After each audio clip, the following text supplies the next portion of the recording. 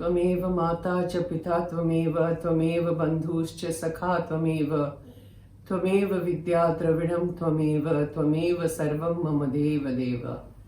जय माँ, जय माँ, जय माँ। Okay, now today we'll proceed with the Bangladesh Yatra. Unbelievable Yatra. Now see, this chapter is very interesting. You must hear it properly. कहते हैं माँ के आविर्भाव की विशेषता. That's what she has given us. I have talked about this earlier also. And here again it is there. कृपया इसे ध्यान देकर पढ़िए. पढ़िए मतलब I have to read it, you listen. माँ स्वयं प्रकट हुई थी. माँ का गर्भवास नहीं हुआ था. श्रीमद् भागवत में जो अयोनिज अवतार की बातें आती है वही अवतार माँ का हुआ है, अयोनिज. फर्स्ट, दीदी माँ ने स्वयं कहा था कि उनको प्रसूति की पीड़ा नहीं हुई थी. सेकंड, दीदी माँ ने स्वयं कहा था कि माँ रोई नहीं थी. थर्ड, माँ का नाल छेदन नहीं हुआ था क्योंकि नाल थी ही नहीं. कमलादी और रमादी नाम की दो विदुषी बहनें माँ की पुरानी भक्त थीं.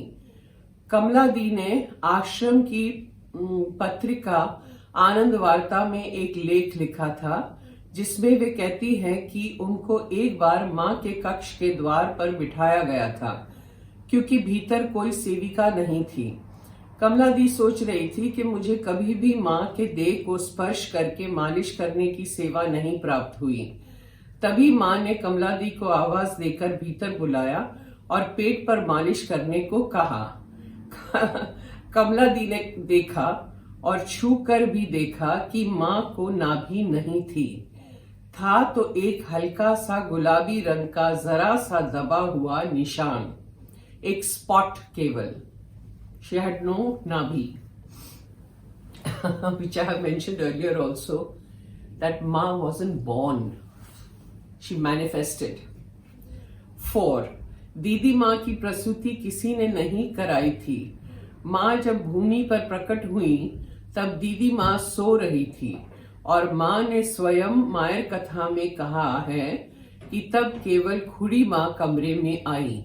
उन्होंने माँ को देखा और भूमि पर से उठा लिया. क्या हुआ था वो सिर्फ खुड़ी माँ जानती है.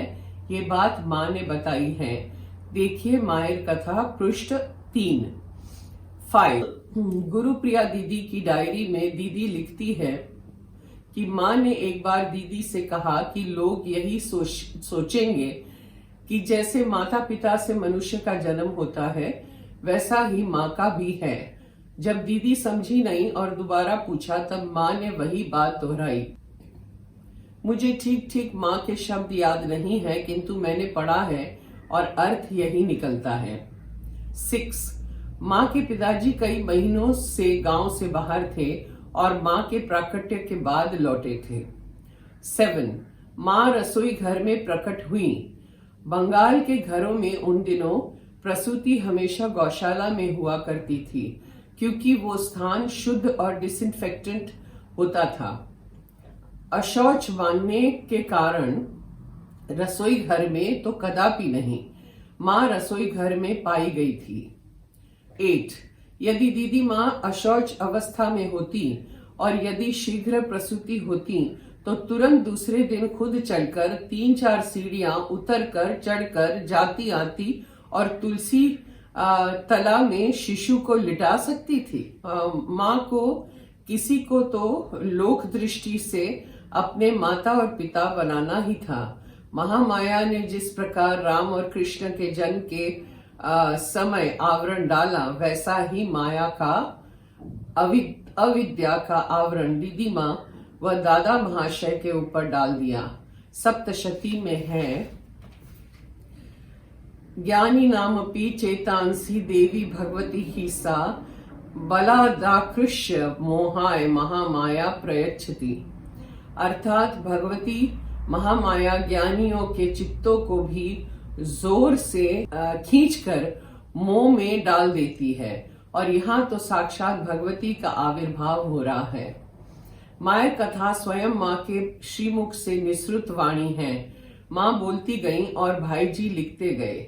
उसमें माँ पृष्ठ संख्या 3 में कहती है कि वैशाख मास बृहस्पतिवार रात्रि अवसान की ओर पर ये शरीर खेवड़ा में एक फूस के घर में तुम लोगों की दृष्टि में तो प्राय पूर्व और उत्तर कोने की ओर सिर शरीर, किंतु तुम लोगों के देखने में मिट्टी स्पर्श मात्र ही चित रूप से जरा सा बाएं घूम जाता है।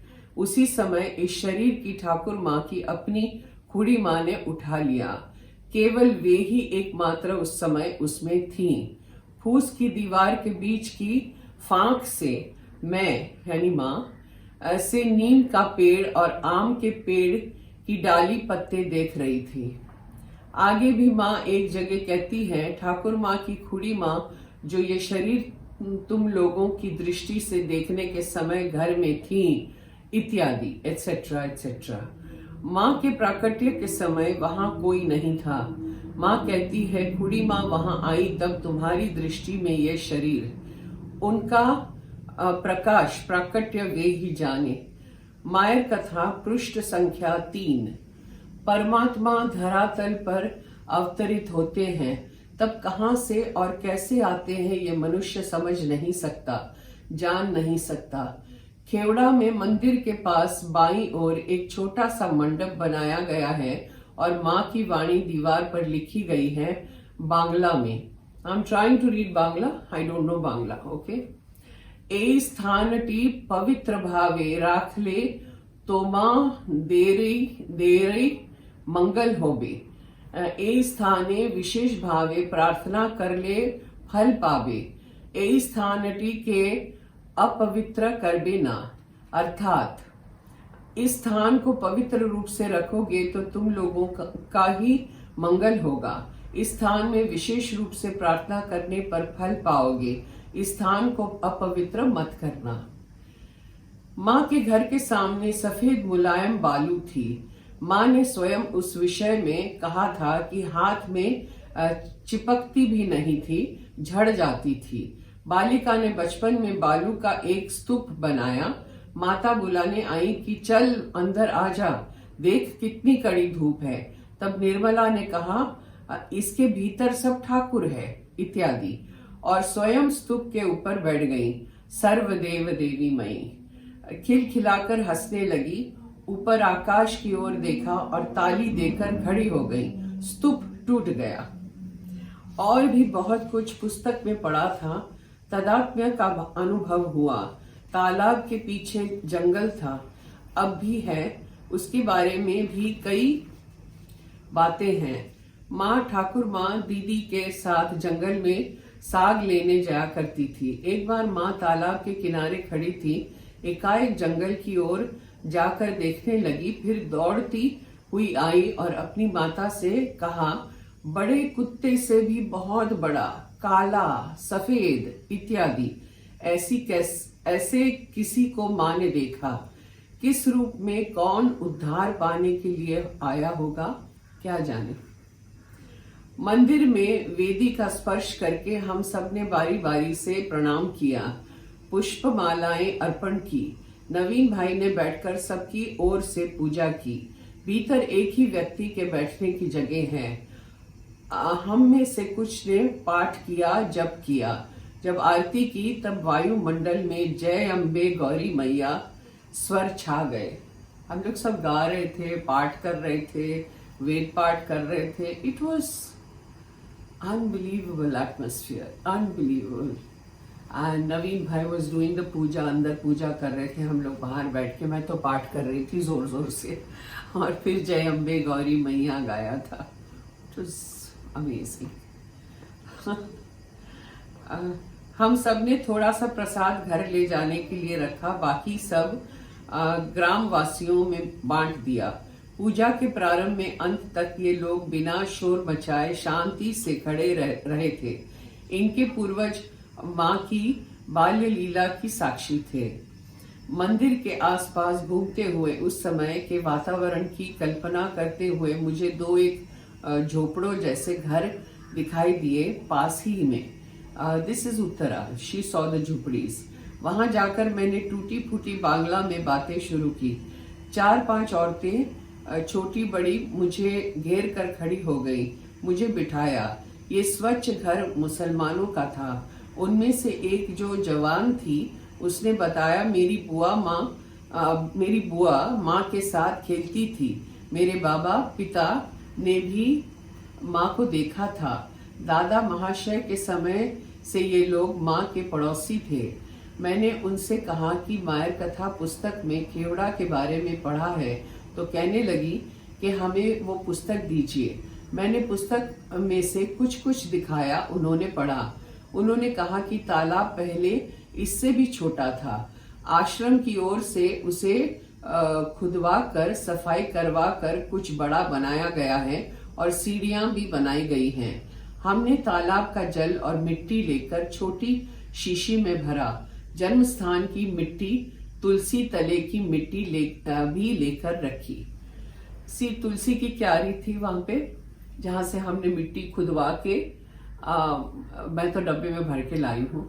और पिनाकिदा was very kind. He had the original mitti where actually जो स्थान था माँ का, वहां की मिट्टी थी, तो वो भी हम लोगों को दी। And I have still preserved it, I've got it. So all the mitti we collected, the jal we collected from the pukur, and it was a beautiful moment. ये देखकर अत्यंत आनंद हुआ कि यहाँ के मुसलमान भी बहुत अच्छे भले हैं। जब माँ के माता पिता यहाँ रहते थे तब गांव में 3 और मुसलमान रहते थे। पश्चिम पाड़ा में केवल 2 घर ब्राह्मणों के थे, एक माँ के पिता का और दूसरा कुड़ी माँ का। गांव में ब्राह्मणों के घर बहुत कम थे, कुछ कायस्थों के थे और अधिक मुसलमानों के तथा अन्य जातियों के। पश्चिम पाड़ा में दादा महाशय के घर के तीनों ओर मुसलमान थे, जिनमें से एक घर इस मुसलमान परिवार का था जिनके साथ मैं बैठी थी। वर्षा काल में माँ के घर के तीनों ओर जल भर जाता था। पूर्व पाड़ा में ब्राह्मणों के 9-10 घर थे, कायस्थों के 14-15 और मुसलमानों के सबसे अधिक। माँ का परिवार आर्थिक रूप से संपन्न नहीं था, फिर भी संतोष और शांति से घर सुखपूर्ण ही था। माँ की ठाकुर माँ अत्यंत धर्म परायणा थी। दीदी माँ के माता पिता का परिवार भी धार्मिक था। उनके पिता भाई आदि विद्वान कर्मकांडी थे। दोनों ओर से माँ के पूर्वज एवं सांप्रत परिवार संस्कारी, भद्र, नेक और बहुत विद्वान भी थे।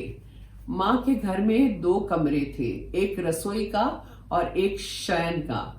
मिट्टी गोबर से पुती हुई सुस्वच्छ फर्श, चटाई की दीवारें और फूस का छप्पर था। समस्त प्राचीन त्रिपुरा में अर्थात अगरताला से लेकर खेवड़ा आदि ब्राह्मण बाड़िया के गांवों में भी बड़े सुंदर ढंग से बुनी हुई चटाइयों को वैसे ही सुंदर ढंग से दीवारों की जगह खड़ा किया गया है। देखकर आश्चर्य लगता है। उन झोपड़ों में दरिद्रता नहीं बल्कि कलात्मकता और स्वच्छता दिखाई देती है। कुछ ही दूरी पर हमारा आश्रम है, जहां हम पहले ही हो आए थे। उसी के पास विद्यालय है। विद्यालय के टेबल कुर्सियों वाले एक कमरे में बैठकर हमने अपने साथ लाया गया नाश्ता किया। यही आज का भोजन था, क्योंकि अब यहाँ से हमें चालना और विद्याकूट जाना था। पिनाकी दास शुद्धाचारी होने के नाते बाहर जाने पर जल तक ग्रहण नहीं करते थे। वे खेवड़ा आश्रम कमेटी के वाइस प्रेसिडेंट थे, अभी तो है नहीं। प्रेसिडेंट श्री नूरुल हक वृद्ध होते हुए भी हमसे मिलने आए थे। नूरुल हक और उनके भाई के उत्तम चरित्र के बारे में हमने ये सुना। कुछ साल पहले शायद पाकिस्तान युद्ध के समय हिंदू मुस्लिम दंगे हुए थे। मुसलमान लोग हिंदू मंदिरों को तोड़ रहे थे। तब कुछ मुसलमान खेवड़ा में माँ के आश्रम को तोड़ने के लिए आए। ये दोनों भाई दरवाजा रोक कर खड़े हो गए और बोले कि पहले हमको मारो, उसके बाद ही भीतर जा सकोगे। आखिर दंगेबाज कुछ भी किए बिना लौट गए। Yeah, that was that. So this is for today. Then I will continue in the next video and see the whole journey. It was so incredible. You know, little scenes.